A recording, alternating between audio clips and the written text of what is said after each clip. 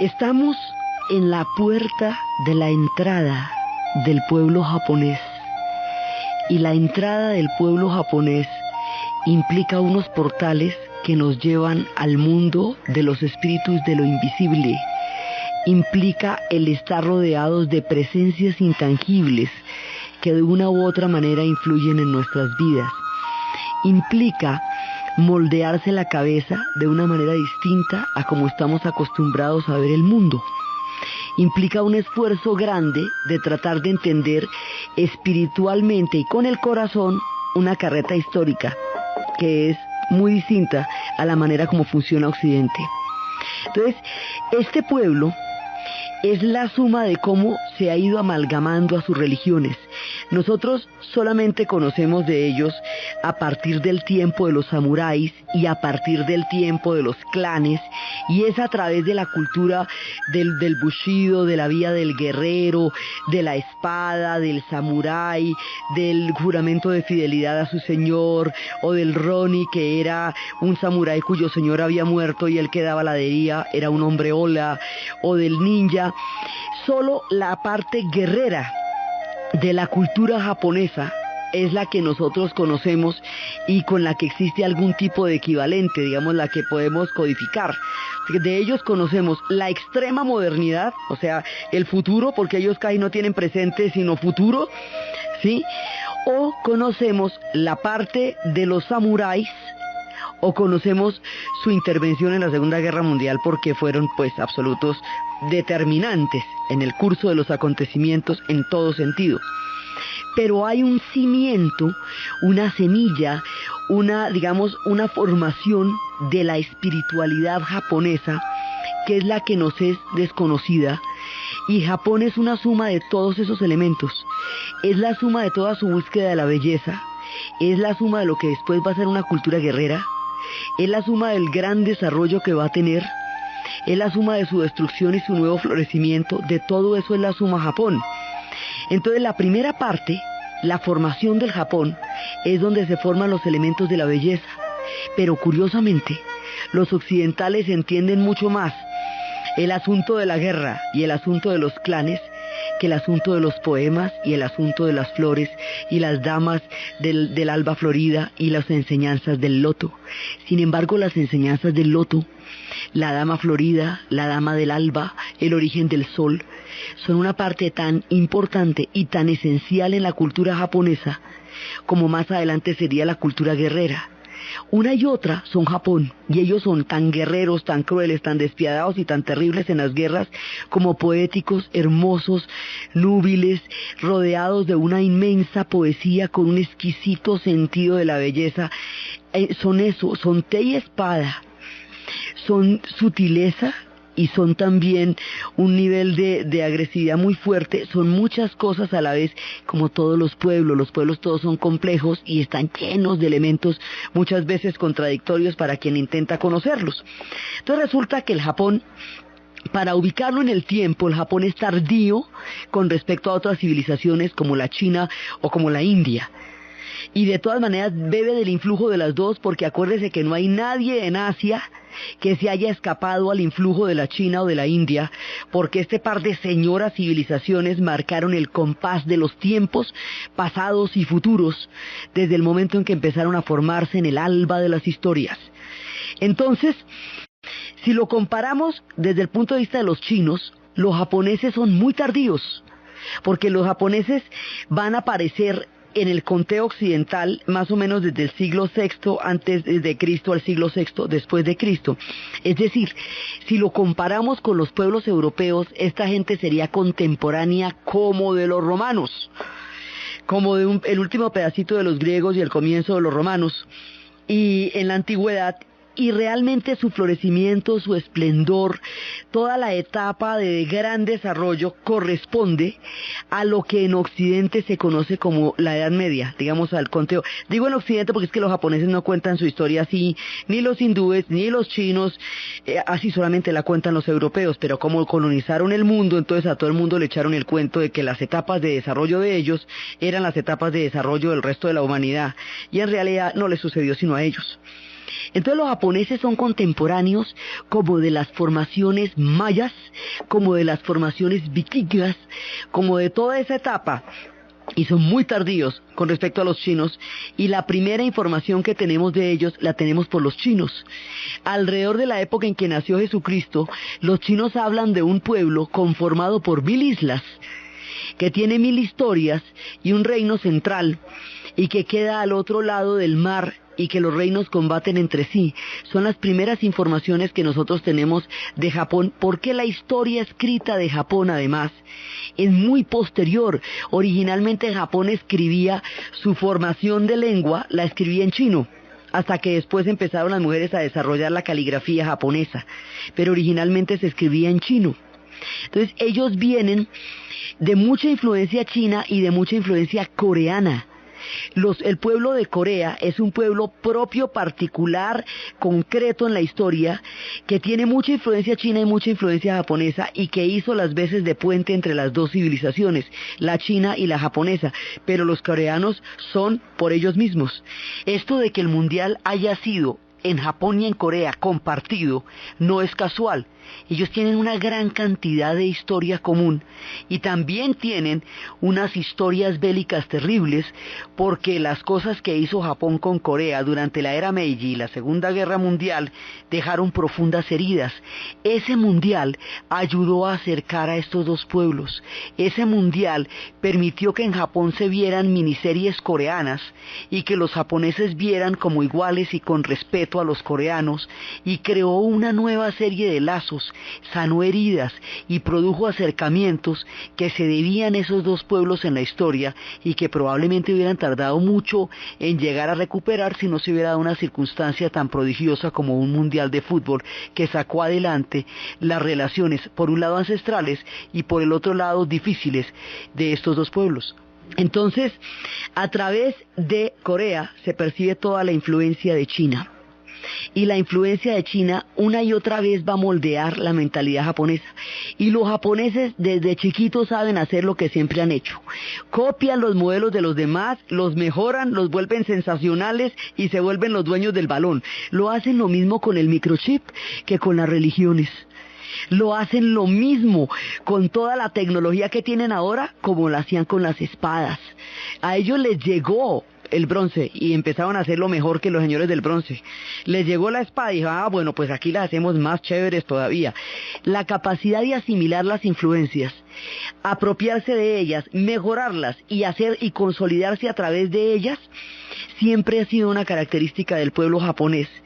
Y eso le permite, ahora ellos asimilan las influencias porque son permeables, porque están abiertos a entender las influencias de otros pueblos, pero a la vez ellos las hacen propias porque son islas, y los pueblos que tienen la condición de isla hacen particular y propia cualquier cultura que los toca por su misma condición de isla. La habíamos visto como los ingleses, su historia es particular con respecto a lo de Europa, aunque la compartan en todo sentido, la suya es particular. Con Japón pasa lo mismo.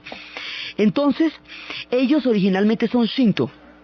Y estábamos hablando de cómo ellos eran Shinto como un culto a todas las divinidades que pueblan la tierra en la que ellos están. A los kami, que son los espíritus del agua, del viento, de la naturaleza, de las flores, de los volcanes. Todos esos espíritus son Shinto, y ellos son Shinto originalmente. Son pueblos malayos que vienen de muchas partes del Asia y que en un trasegar de islas han llegado a Japón. Y en Japón encontraron una cultura que se llaman los Aimyu, que son muy antiguos, y los fueron arrinconando hasta que ya quedan en el último pedazo de la isla de Hokkaido, pero los sometieron solo hasta el siglo XIX.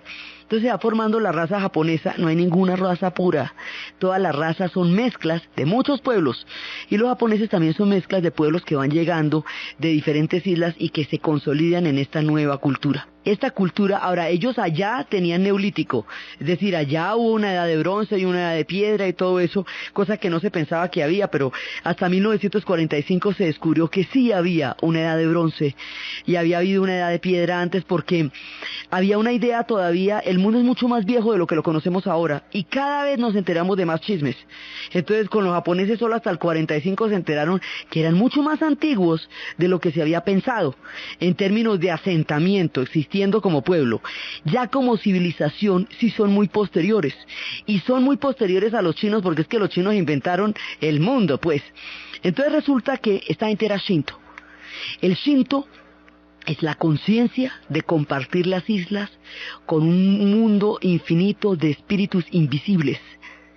Es la idea de que lo invisible es el lugar donde se tejen los hilos de lo visible. Es la búsqueda de la belleza para apaciguar los espíritus terribles que comparten con ellos las islas. Entonces, los espíritus terribles es porque a esta gente le caen tifones, terremotos que les desaparecen islas, volcanes absolutamente destructivos. Entonces, la naturaleza con ellos puede llegar a ser tan devastadora que ellos le rinden humildemente culto a esos espíritus, porque esos espíritus son terribles.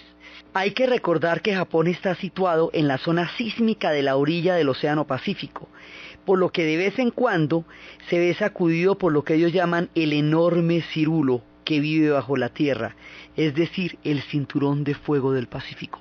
Entonces la belleza es una manera como lo apaciguan, y la belleza es una parte fundamental de su cultura, y por eso es que se ven esos puentes rojos que son portales. No van a ninguna parte en términos de lo fáctico, de lo que uno puede captar con los sentidos, pero en el mundo invisible son los portales donde empieza el reino de los kamis, el reino de los espíritus. Entonces ellos tienen su propio cuento, y ese cuento le van a llegar otros cuentos más, y la llegada de los otros cuentos a través de sus propios gobernantes va a moldear lo que es el alma japonesa. La síntesis que ellos van a hacer de todas las diferentes doctrinas emanadas de la China y de la India, lo particular que eso va a hacer en Japón, va a crear a un pueblo único e irrepetible, que es su propia versión del mundo. Entonces esto es como una lasaña, mejor dicho. Entonces vamos a ir poniendo el tomatico y la carne molida, y lo vamos a ir poniendo en capas hasta que lo podamos meter al horno y nos quede una lasaña. Pero eso son capas y capas y capas de religiones, de historias y de culturas, a las que hay que acceder no solamente con la razón, sino con el corazón y el espíritu, porque requiere una apertura espiritual para poder entender los portales que nos llevan al reino de los kamis.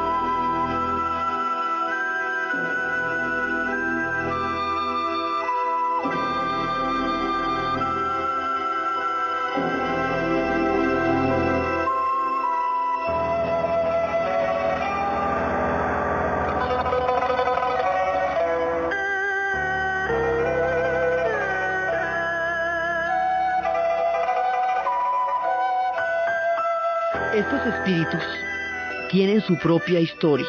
Entonces habíamos visto que la historia era como Izamani e Izagani habían creado juntos, habían mirado desde el puente del cielo y habían visto que no había tierra bajo el puente celestial, y habían tocado con una lanza el caos, y de la lanza había emanado una gota, y que la gota había sacado las islas del Japón, y que eran 4 islas. Habíamos visto esa historia y habíamos visto cómo después de ese amor, de esa manera como ellos dos se encuentran atractivos y hermosos el uno al otro, y de su amor surgen las islas del Japón, cómo Izamani muere y Sagani queda absolutamente destruido por la muerte de ella y se va a buscarla al reino de la muerte, y como el Shinto tenía con la muerte una relación de asco porque les parecía espantosa la descomposición de los cadáveres. Ellos tenían con eso una relación terrible. El mundo, el inframundo lo llamaban el yomi.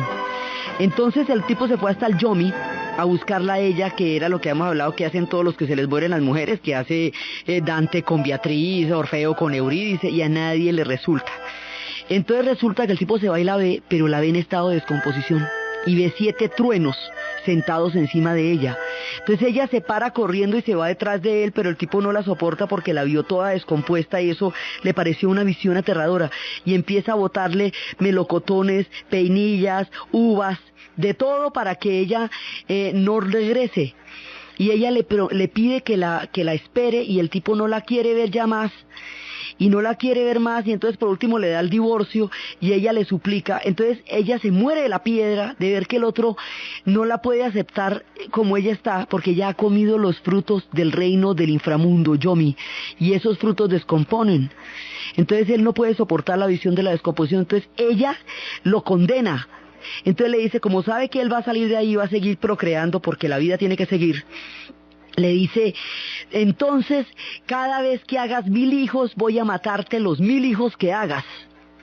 Él dijo, pues entonces yo voy a hacer 1500, y por cada 1000 que me mate por lo menos 500 más van a nacer, y desde entonces la tasa de nacimiento siempre es mayor que la tasa de la muerte.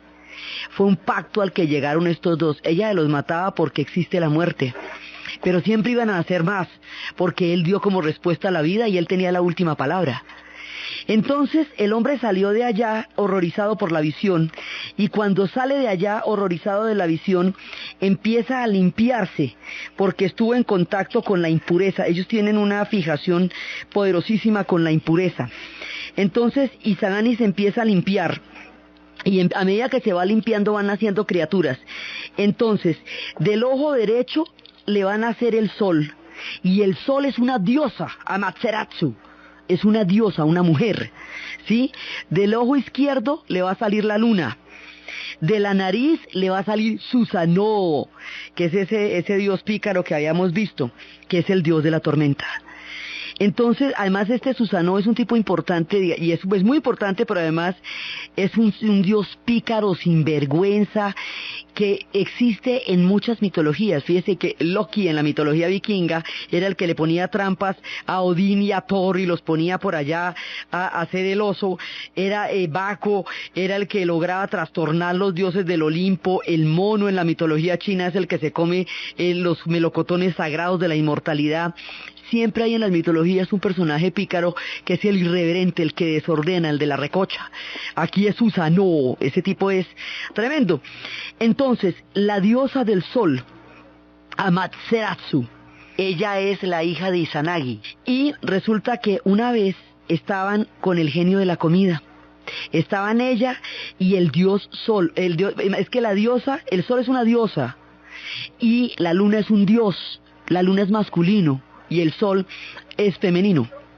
Estaban los dos con el genio de la comida, y el genio de la comida abría la boca, y por ahí le salía arroz, por ahí le salía mijo, por ahí le salía saki, por la boca le salían los alimentos, y le salía el ganado, le salían una cantidad de cosas, y entonces en ese momento al dios Luna le repugnó la visión de las cosas que salían de la boca del genio de la comida, y lo mató. Y entonces de su cabeza nació la vaca, y de su estómago nacieron los caballos, y de él nacieron todas las cosas que son útiles. Entonces la diosa Amaterasu se puso muy brava por la crueldad que le había hecho el dios Luna al genio de la comida, cuando el genio de la comida lo que era un chévere, y era el que se había inventado todas las cosas útiles que hay sobre la tierra. Entonces ella, molesta, decidió que nunca iba a estar en el mismo lugar donde estuviera el dios Luna, porque le había molestado muchísimo lo que había hecho, y por eso el sol y la luna jamás están en el mismo lugar. Ella sale una hora y él sale a la otra. Así quedó claro desde el momento. Entonces, resulta que la diosa Amaterasu, habíamos visto que Susanoo un día la había avergonzado de toda la cantidad de cosas que había hecho, y ella se había escondido en una cueva, había que sacarla de la cueva para poder, para que hubiera sol, y la sacaron mediante una danza y mediante su propio espejo, y ella salió y el sol quedó brillando. Entonces Susanoo va a desarrollar su propia historia. Él es el dios de las tormentas, y resulta que una vez él se agarra con una serpiente y vence a la serpiente, y de su triunfo sobre la serpiente, él, a manera de, digamos, de perdón, de desagravio con Amaterasu, a la que le hacía todo ese montón de vergüenzas, le va a llevar la espada. Y esa espada que él le lleva, que sacó de la serpiente vencida, esa es la espada, la propia. Esa va a ser la espada del honor, la espada imperial, la espada que es el símbolo de todo honor en Japón, sale de ahí, de la lucha de Susanoo, el dios de las tormentas. Le lleva la espada, es lo que le va a dar el honor a la espada. Entonces, después de eso, Susanoo tuvo una hija. Y la hija, un hombre, Okunishi, se enamoró de ella y la raptó. Pero los atributos que este hombre tenía eran una espada que tenía la hija y que tenía Susanoo, eran la espada, el arco, la flecha y el arpa. Entonces el que la rapta, Okunishi, se la lleva y se lleva todos los atributos de Susanoo. Entonces el arpa va sonando cuando él huye con la hija de Susanoo.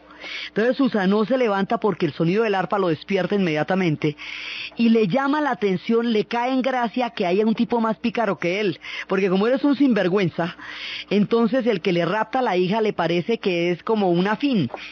Entonces le dice, oiga, no fresco, mire, más bien funden un reino, cásense y funden un reino a lo bien, sí, y llévesela fresco. Entonces ellos fundan un reino que es el reino de los Izumo, la primera dinastía, la primera de todas las dinastías es la dinastía de los Izumo. Entonces esta mujer va a tener, ella viene directamente, ella es hija de Susanoo y ellos vienen directamente de las dinastías de la misma formación de los dioses. Entonces hay un tipo que es el hijo de ellos, que es el nieto de Amaterasu, el nieto de Amaterasu, la reina del sol, la diosa del sol. Ese tipo se llama Ninigi, y ese tipo es el que va a ser el primero. Ese hombre se va a casar con ese es el nieto de Amaterasu, se va a casar con la dama florida. Hay dos damas, la dama de la roca y la dama florida. La dama florida pues es absolutamente preciosa, y la dama de la roca era una mujer adusta, digamos, no era preciosa ni mucho menos. Ninigi escogió a la dama florida en lugar de escoger a la dama de la roca. Y la dama de la roca le dijo, vea pues, si usted me hubiera escogido a mí, sus hijos serían inmortales, gozarían de una longevidad, de una vida muy larga, porque las rocas son eternas y su tiempo no existe. Pero como usted escogió a la dama florida, entonces sus hijos van a tener una vida breve y efímera, como la belleza de las flores que dura tan poco. Por eso la vida de los hombres y las mujeres es breve, porque el hombre escogió a la dama florida y no a la dama de la roca, que le hubiera garantizado la longevidad de la vida de los humanos. Entonces, así se va fijando eso, y este va a ser, digamos, el primer gobernante.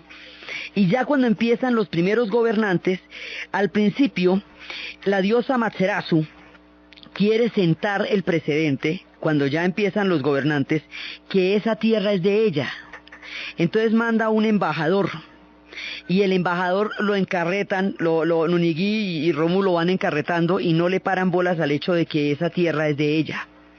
Entonces mandan otro embajador y también lo encarretan y no le paran bolas, hasta que mandan un faisán. Entonces uno de los embajadores que se perdió y fue engañado por Susanoo y todo eso, le va a lanzar una flecha que va a atravesar el faisán. La flecha atraviesa el faisán y llega al cielo, y Amaterasu la coge, y Amaterasu manda un rayo, mejor dicho ahí sí de verdad, y hace una presencia de fuego en la isla, y dice que todos en la isla son de ella, que ese dominio es de ella. Amaterasu es la diosa del sol, Y en el momento en que ella diga que todo ese reino es de ella, solo de Amaterasu, entonces los japoneses son hijos del sol, porque así lo dijo Amaterasu. Por eso el suyo se va a llamar el imperio del sol, por eso ellos son el pueblo del sol, porque son directamente los hijos de Amaterasu, porque así lo justificó ella y así lo quiso y así lo deseó. Entonces, cuando ya está, digamos, formada toda la dinastía imperial, ya existe claramente el vínculo entre el sol y la gente que gobierna Japón. Viene la dinastía Yamato, y la dinastía Yamato todavía está en el poder. Y esto hace, mire, el alba de los tiempos. Eso, la dinastía Yamato nunca la van a bajar del poder. Van a haber otro tipo de gobernantes, digamos, va a haber como especies de primer ministros o especies de los cancilleres o como usted los quiera llamar. Pero el emperador y la familia imperial siempre van a estar en el trono. Y siempre se van a casar entre la familia imperial, hasta ahorita, hasta la última emperatriz que se acaba de casar con el emperador, se rompe una tradición de más de 1500 años. Entonces resulta que ya tienen, digamos, toda la simbología Shinto, y ya tienen el culto al emperador y el culto a la naturaleza. Y entonces es cuando va a llegar el budismo, y el budismo se va a adaptar a esta realidad de una manera tan poética, tan bella, tan inimaginable, que es lo que vamos a ver después. El pueblo japonés ya ha desarrollado su dinastía, los Yamato. Hay un periodo en que ellos se están unificando, como todo el mundo. Tienen un periodo en que se agarran entre ellos hasta que se unifican. Ese es un comportamiento de todos los imperios. Todos los pueblos tienen una etapa en la cual todas las diferentes fracciones están peleando las unas con las otras, hasta que se unifican, y cuando se unifican se vuelven pueblos prósperos. Es la ley de todos los pueblos, nadie está condenado por vivir eso, a todos los pueblos les ha pasado. Entonces resulta que ellos tienen un periodo en que se combaten entre ellos, que se conoce como el periodo Yayoi, y después se unifican alrededor de Yamato y todo eso, y después, cuando se unifican, estamos hablando ya en este momento del siglo VI después de Cristo, ya están unificados, y va a venir un emperador que es el propio, el que va a cohesionar todo, y lo va a cohesionar alrededor del budismo. El budismo llega a través de Corea, viene de la China, originalmente viene de la India. Acuérdense que Gautama Buda es hindú, nace en el siglo VI antes de Cristo, recibe la revelación, abandona el hermoso jardín encantado donde no existía el sufrimiento ni el dolor, y sale y encuentra el sufrimiento, un hombre anciano, un hombre moribundo, un hombre enfermo, y descubre que existe el sufrimiento y se dedica a aliviarlo de ahí en adelante. Entonces el budismo nace en la India, pero en la India es fugaz, es absorbido por una religión mucho más grande, que es el hinduismo. Luego pasa a la China, y en la China deja toda su huella, y luego por Corea pasa a Japón, y a Japón llega el budismo de una manera extraordinaria. Llega a través de un emperador que se llama Shotoku, y Shotoku es un emperador absolutamente inteligente. Es de una inteligencia extraordinaria. Se dice que era capaz de contestar 10 preguntas a la vez. Mejor dicho, era el hombre de la rueda de prensa, porque era capaz de entender todo eso, porque a los 7 años ya se había leído cientos de libros. Además, su nombre no es Shotoku, es una manera como le dicen puerta del establo. Una manera de decir que, porque dicen que su madre lo dio a luz frente a uno de esos sitios. Entonces él fortaleció el poder del emperador y emprendió una tarea política importantísima, y es que promulgó los 17 artículos de una ética budista, de una política basada en la ética. Eso lo vamos a repetir para que le suene, de una política basada en la ética. Entonces el tipo hace eso, y él hace una constitución sobre la profunda ética del budismo. Después vamos a ver qué tan profunda es, que crea 17 artículos. Y él es el primero en enviar un mensaje a China de igual a igual, porque antes los gobernantes de Japón enviaban a China mensajes de saludos al emperador, pero como un pueblo mucho mayor, que era la China, y ellos como hermanitos menores, digámoslo así. Este tipo, Shotoku, manda un mensaje al emperador de la China que dice de la siguiente manera: del emperador del país del sol naciente al emperador del país del sol poniente, un saludo. El emperador del país del sol poniente se preocupó y no le gustó ni cinco ese saludo, porque los chinos creyeron durante toda la antigüedad que cualquiera que se les acercaba era solo para admirarlos, porque como ellos no había nadie, y era que como ellos no había nadie, entonces eso le molestó. Pero es el momento en que ellos se sienten iguales a la hermana mayor milenaria que es la China. Entonces este tipo es definitivo, porque él empieza a introducir toda una nueva mirada, empieza a tomar los nuevos valores del budismo y dice: valiosa es la armonía, no desobedecer es importante, y dice que había que respetar a Buda, a la ley y a los monjes. Y es el que habla del principio del cielo y de los vasallos de la tierra. Entonces este tipo, que era así absolutamente inteligente, es el que va a crear toda digamos un espectro de lo que es el Japón, y él va a crear todo lo que es la hermandad del budismo. Y el budismo, que llega al principio, cuando el budismo llega, tiene mucha resistencia, porque hay quienes consideran desde el Shinto que el budismo es una influencia extranjera y que va a llegar a desplazar a los antiguos dioses. Pero no es así, porque hay muchísimos Budas y hay muchísimos paraísos, y resulta que el budismo se acomoda perfectamente a los espíritus kamis y se complementa con ellos, pero introduce la misericordia, la piedad, la fraternidad, la dulzura y los poéticos, que hace que todos sean hermanos. El budismo cree en una relación horizontal y en una relación temporal entre todos los seres vivos. Es decir, hay una relación en el ciclo de las reencarnaciones, que son los karmas, que es a través de la cual usted, con espíritus que se ve ahora, se va a encontrar en otra vida y va estableciendo relaciones a través de los karmas, va creando, digamos, puntos de encuentro para futuras vidas.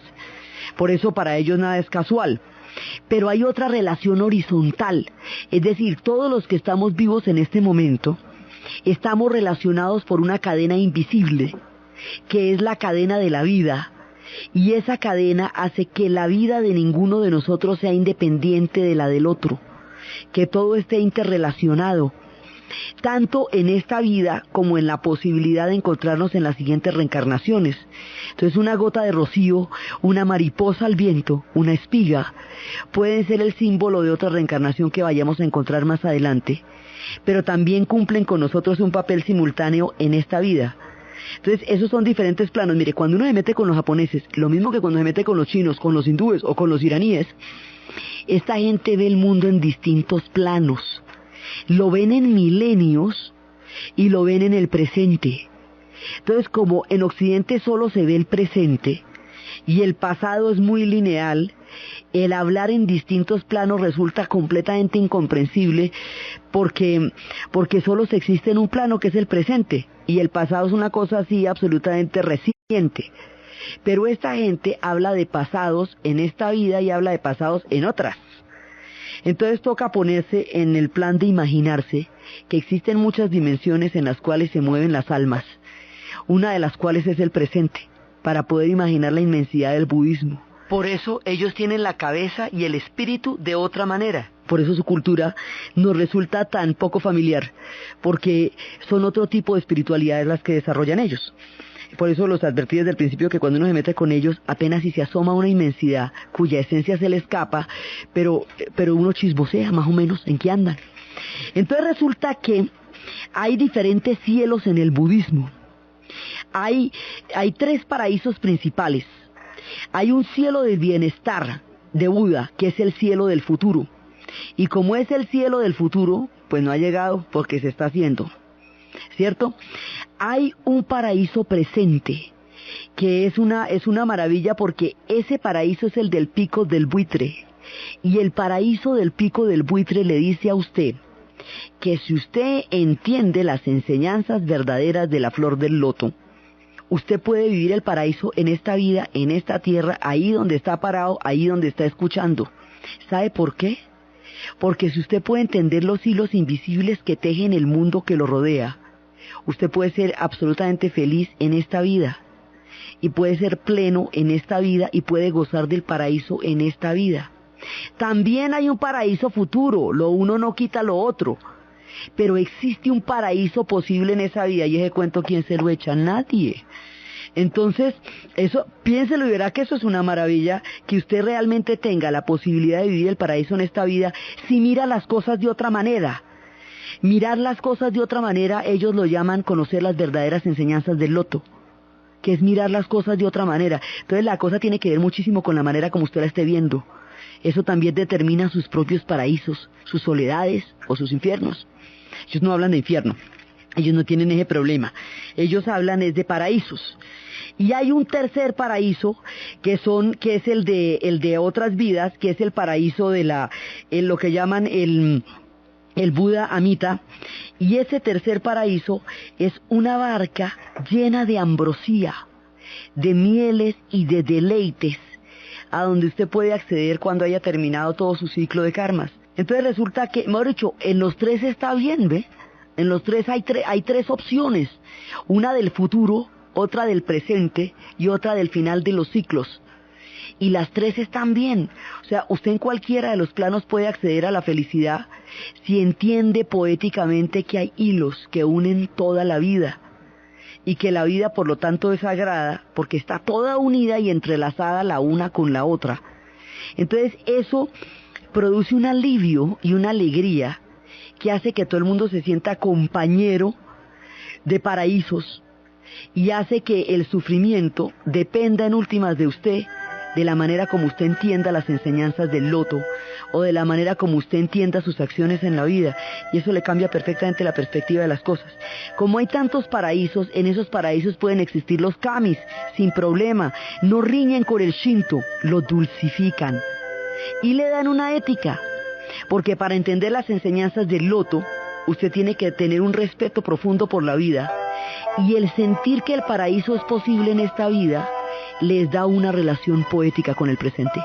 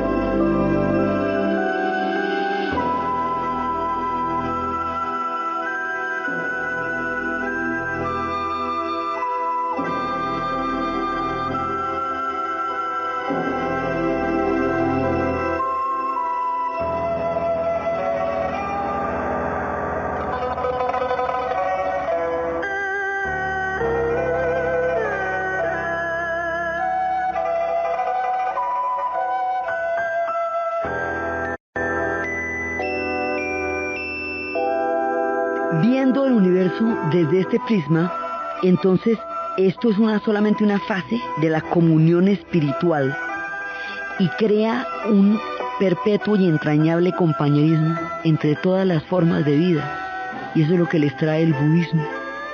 Y hay muchísimos budas, entonces empiezan todas las estatuas de los budas y se sienten compañeros todos en una comunión espiritual en esta vida, en las próximas y en las futuras ambrosías del siguiente paraíso. Y todo esto es un compañerismo espiritual que hace que todo el mundo tenga que ser verdaderamente fraterno con el otro, porque comparten un universo poético. Entonces esto crea una ética de la fraternidad y una ética de la espiritualidad profunda, y esa es la que hace Shotoku con esa cantidad de ideas que tenía sobre el gobierno. Él gobierna con el budismo, y él asienta el budismo y lo vuelve parte del mundo japonés.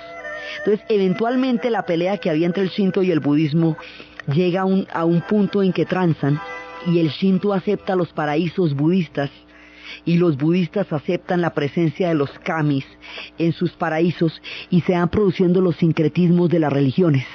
Los sincretismos son equivalencias entre religiones que las hacen compatibles y las hacen amigas y pueden establecer equivalencias entre unas y otras.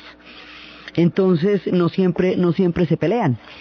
Entonces ya tienen el Shinto y el budismo da la ética de la fraternidad, la ética del compañerismo poético en una misma comunión espiritual.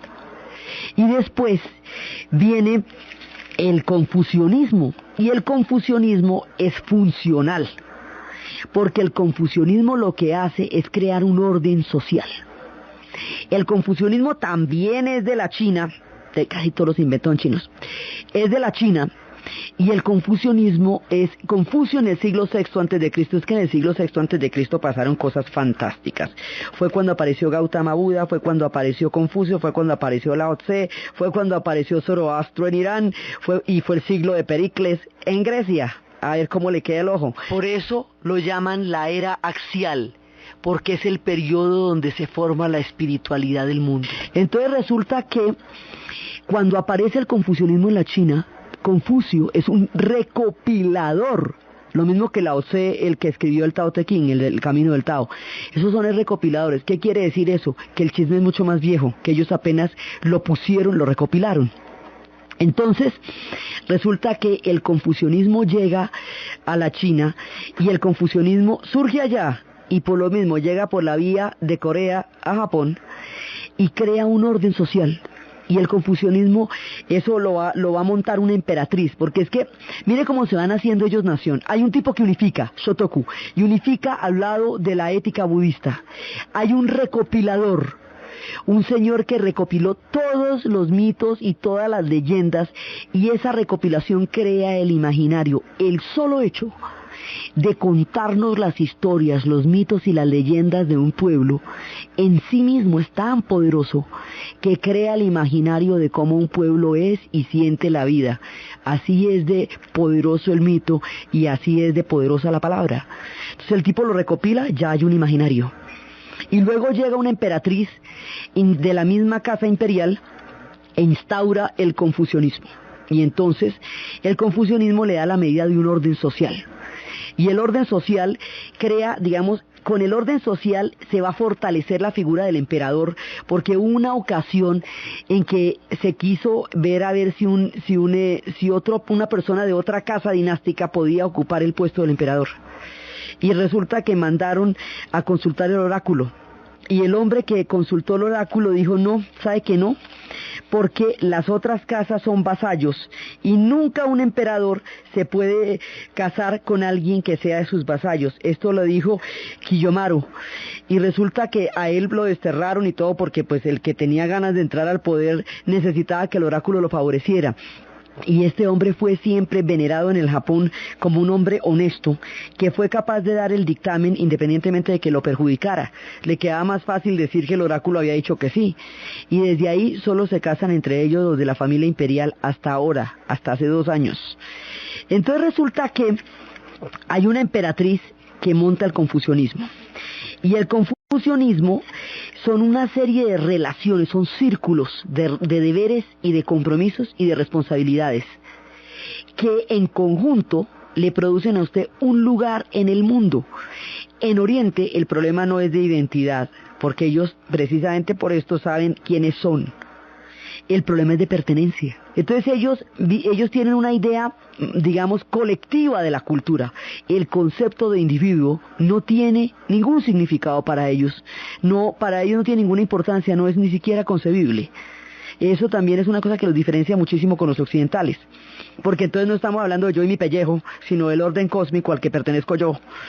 Entonces, resulta que en el confucianismo hay círculos, del soberano al súbdito, de los hombres y las mujeres, de los mayores y los menores, y cada círculo tiene un nivel de deberes y de responsabilidades muy claro y muy detallado, de manera que los súbditos tienen un deber ante el soberano y el soberano lo tiene ante ellos. Con esto, ella declara, a través del confucianismo ella declara que en la vida de todo el pueblo japonés le pertenece al emperador. Y le dan otra cosa que es súper clave, el carácter divino del emperador. El emperador es un dios, y ahí establecemos la conexión que viene desde Amaterasu, que son hijos del sol, y ahora ese mismo emperador es hijo directamente de los cielos, del sol. Entonces el emperador es un dios, y esto es importantísimo, porque esto no lo va a cuestionar nadie. Mire, por eso es que después de la Segunda Guerra Mundial, Hirohito le ordenó al pueblo japonés, después de la derrota de la guerra, que vivieran, porque la vida era de él, y no de ellos, y no se la podían quitar. Y si el tipo no ordena eso, se matan todos los japoneses, porque no querían vivir en el deshonor de un país derrotado. O sea, inclusive se puede salvar después de la guerra por el carácter divino del emperador, porque nadie cuestiona que el emperador es Dios. Es tan Dios entre los japoneses como era entre los faraones egipcios. Horus también es Horus, el dios halcón, es el origen de todos los faraones. Entonces aquí pasa una cosa así. Entonces con esta emperatriz ya queda claro que el emperador es Dios, es un dios, y que la vida y la tierra le pertenece al emperador, y que por lo tanto está ligada a la divinidad. Entonces ya hay un orden social poderoso, y con esto la jerarquía se hace mucho más clara, y los confucionistas no encuentran separación entre la vida y la muerte, porque para ellos es un mismo ciclo. Entonces hay una cara de la vida y la muerte, y la otra es la vida. Hay solamente una cadena que une a la vida con la muerte, un eslabón, que son los ancianos, los seres del crepúsculo. Y los ancianos, los seres del crepúsculo, son los que están en ese estado de vigilia y sueño entre la vida y la muerte, que conocen el alba del mundo del más allá. Por eso los ancianos son los duros del paseo. El respeto a los ancianos es la condición fundamental de todo el orden social, porque ellos son los seres del alba. Y porque todos los espíritus, acuérdense que, ahora, ¿por qué el confucianismo les cae como anillo al dedo? Porque como ellos creen una cantidad de presencias invisibles, y en el confucianismo hay muchas presencias invisibles, porque los muertos, todos los muertos están con nosotros, aquí opinan, la montan, regulan, dicen, tienen todo que opinar, porque simplemente están en otro plano, pero están ahí con todo el mundo, y deciden lo mismo que los vivos. No hay separación entre los antepasados y los parientes. Entonces esta no separación entre el mundo visible y el mundo invisible viene perfecta al Shinto, que cree en eso. Entonces, una vez más, se presenta otro tipo de sincretismo con otra religión china. Entonces se le da un orden, el budismo le da una ética, el confucianismo le da un orden social, y más adelante el Zen le va a dar una actitud hacia la vida, y con eso se va conformando el pueblo japonés. Entonces, entre todas estas espiritualidades va surgiendo el concepto de la belleza, de las flores, de su propia cosecha y de las influencias que llegan. Ellos hablan de la flor, así como existe la dama del alba florida, existe la dama de la flor del brocado, la dama que teje el brocado, que es la dama del otoño. Porque existen equivalencias y correspondencias. La dama florida es la que está en el momento en que florecen los cerezos. La dama del brocado es la que llega cuando caen las hojas en el otoño, porque para todo hay tiempo en la vida. Entonces esta gente va desarrollando toda esta espiritualidad, y antes de volverse guerreros, antes de que surjan las castas que después van a ser samuráis y todo eso, antes de eso eran poetas, y son ante todo poetas. Inclusive tienen un periodo en que los emperadores abdicaban del poder para dedicarse a la poesía, a perfeccionar versos perfectos, a hacer versos maravillosos, porque consideran por el mismo budismo que el poder era pasajero, irrelevante, y que lo que era importante era la comunión espiritual. Entonces, en Occidente, cuando pasa eso, sale un tipo como Luis II de Baviera en Alemania y lo consideran re loco. En Oriente es un tipo que está en consonancia con la ética de lo cósmico, así de diferentes. Entonces, resulta que lo más extraño para la cultura occidental de Japón es su sentido de la poesía, de la belleza y de la espiritualidad. Y lo más comprensible o lo más cercano es su sentido del desarrollo tecnológico y de la guerra. Entonces, fíjese que es una cosa paradójica que lo que más difícil sea de entender sea la belleza.